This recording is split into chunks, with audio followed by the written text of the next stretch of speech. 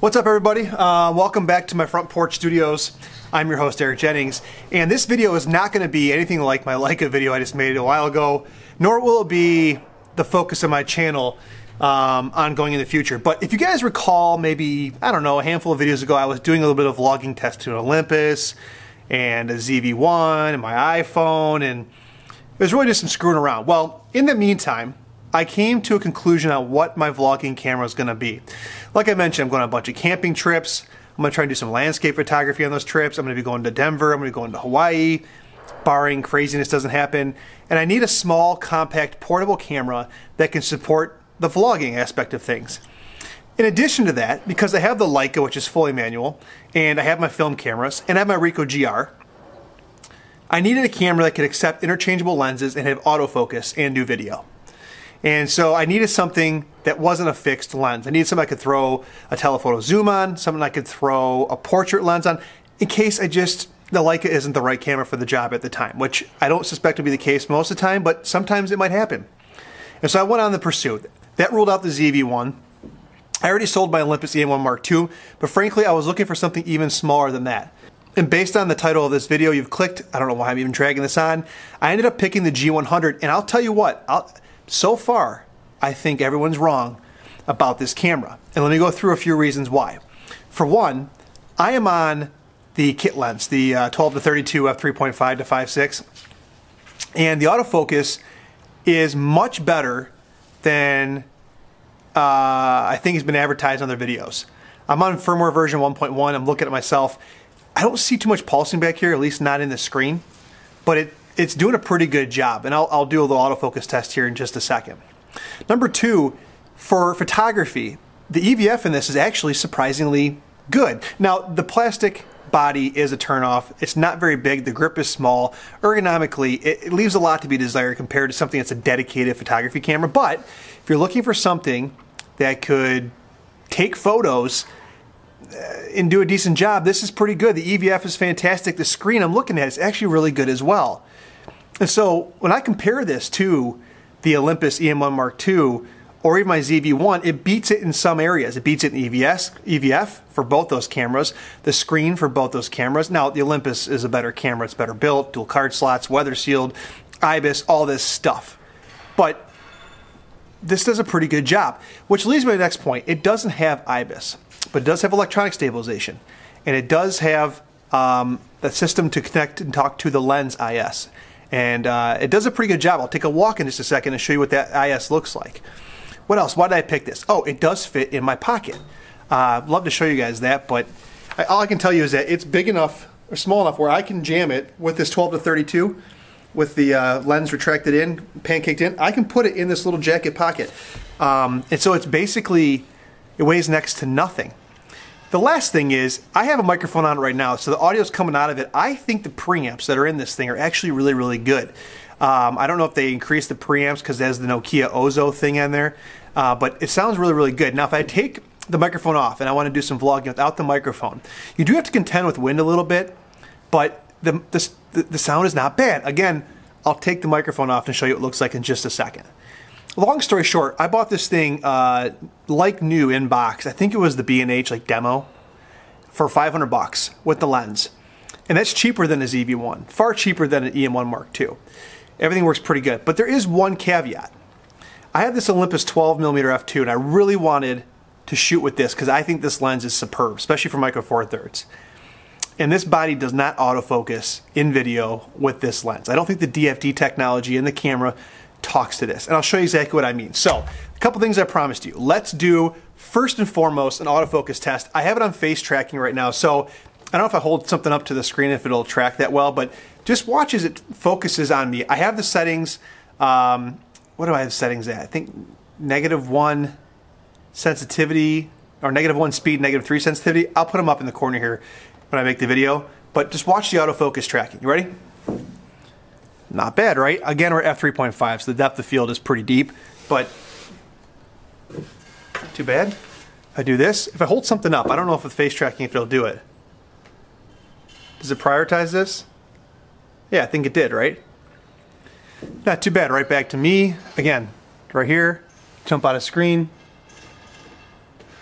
back into screen. The autofocus, it's pretty good. Now, I have this on standard stabilization, shooting in 1080. I don't shoot in 4K very often. I want to save card space. It also, I think, crops in. I haven't even seen what the crop looks like. But here's what this looks like stabilization-wise on standard stabilization. You can kick it up a notch. It crops in a little bit more, and it is a lot better. But here's what it is with the kit lens that comes with it, okay?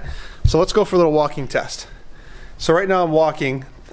I'm a heavy walker. I walk like an elephant. But this is what the stabilization looks like. I'm holding it out at arm's reach, and I'm gonna go check the mailbox real quick and just talk about this for a second. But Panasonic, here's one other thing I also want to tell you guys. Panasonic has done a tremendous job in their latest cameras. The S5, I noticed it, and it's even better in this camera. I got the title to my car. I bought a new truck.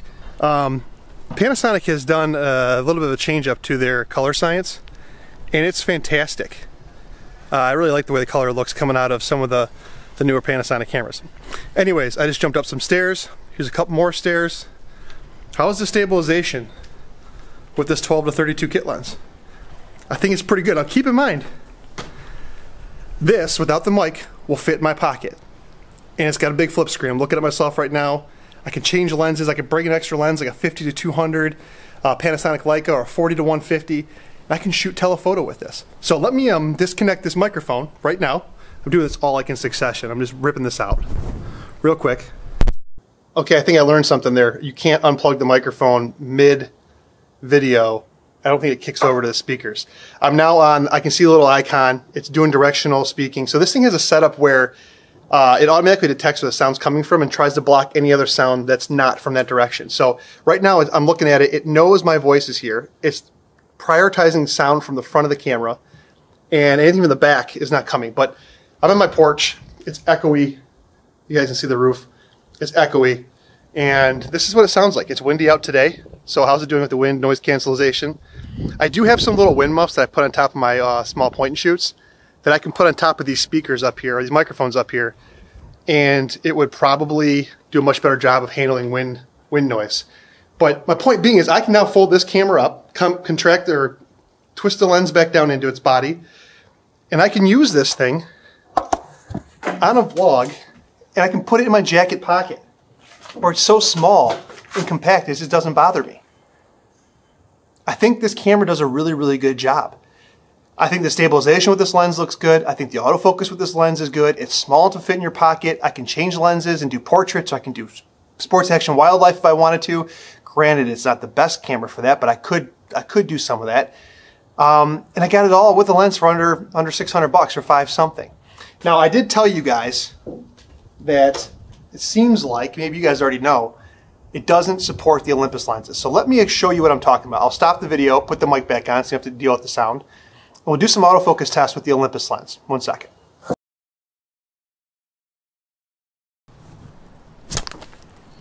Okay, here we go. Let the white balance correct. So now I have it on face tracking just like I did the other one. And I want to see, pay attention over here. Now the depth of field is a lot better on this. Right? There's the white balance, it's shifted. There we go.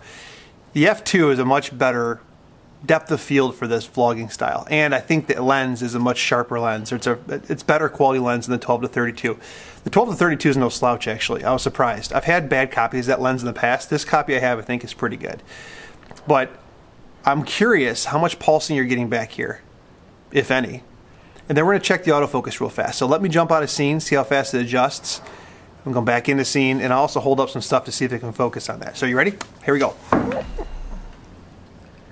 I can't tell. Is it?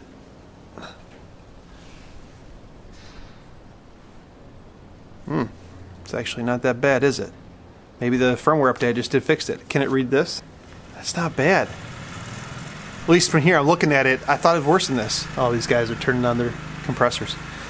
Let's do a little, it's slower for sure, but it gets there eventually. I just did a firmware update, so maybe they fixed this. I don't know. This is the Olympus 12mm f2. It would not. I filmed a video and I didn't release it to you guys about the Leica on this camera, and with this 12 f2, it just kept drifting so bad on the prior firmware. I updated firmware on this camera this morning, actually. I thought this would show you how bad it is. It's making me a liar. It's making me a big liar. If I do this, hold up. Oh, that's my address. Hold on a second. Let's hold up this. All right. Maybe I'm a liar. Maybe I'm a liar. Anyways, I just want to say this. I think, oh, here's stabilization without it, because there's no stabilization in the lens to help it. So how much worse is it? My point being is, I think the YouTube community got this camera wrong. I think they shafted this camera. I think it's much better than what they say it is. It's a lot more capable. It does a lot for cheap in a small package. I don't know. This is my G100 review. This is my new vlogging camera. This is what's going to go with me and record videos as I do landscape and do street and whatever else. I just wanted to give you guys a little bit of a heads up and let you see what this is all about. So this is the G100 review. The fastest, most unscientific one there is. See you in the next video, guys. Peace.